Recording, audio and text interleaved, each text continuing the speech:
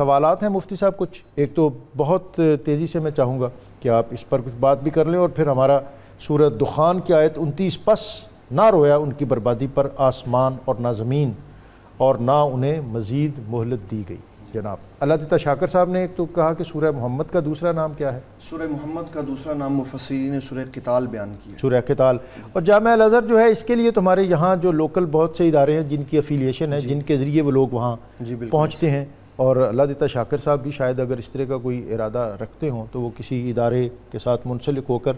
Directly بھی وہاں جا سکتے ہیں۔ سلیم صاحب نے کہا تھا کہ مرنے کے بعد کون سے اعمال ہیں دنیا میں ہم کریں اور مرنے کے بعد پھر اس کا فائدہ پہنچے؟ نبی صلی اللہ تعالیٰ علیہ وسلم نے فرمایا اذا مات الانسان انقطع عنہ عملہ الا من ثلاثۃ،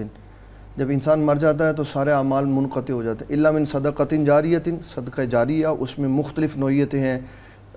سبیلیں ہیں، سرائے ہیں، او علم ينتفع به، نفع پہنچانے والا علم، او والد صالح یدعو لہ، نیک صالح اولاد ہے۔ یہ وہ چیزیں ہیں جو فوت ہونے کے بعد بھی انسان کے لیے بخشش کا سبب ہیں اور درجات کی بلندی کا سبب۔ ہماری بہن نے پوچھا کہ عبد اور معبود یہ تعلق جو ہے اس کی نوعیت کیا ہے، اور اس کی لذت اور حلاوت وہ آپ کس طرح جان سکتے ہیں اور محسوس کر سکتے ہیں؟ اس کے لیے نبی صلی اللہ تعالیٰ علیہ وسلم کی حدیث مبارک ہمارے سامنے ہے کہ آقا کریم صلی اللہ علیہ وسلم نے عبد اور معبود کے تعلق کو اس طرح جوڑا، کہا کہ انک تراہ فإن لم تکن تراہ فإنہ یراک، سبحان اللہ، کہ جب عبادت کرو تو یہ خیال پیدا کرو کہ تم اللہ کو دیکھ رہے ہو، اور اگر یہ خیال پیدا نہ ہو کہ تم اللہ کو دیکھ رہے ہو تو یہ خیال ضرور پیدا ہونا چاہیے کہ اللہ تعالیٰ تمہیں دیکھ رہا۔ اور اعتکاف جو ہے اس کا ایک اور بھی پہلو ہے، وہ یہ کہ عبادت کرتے ہوئے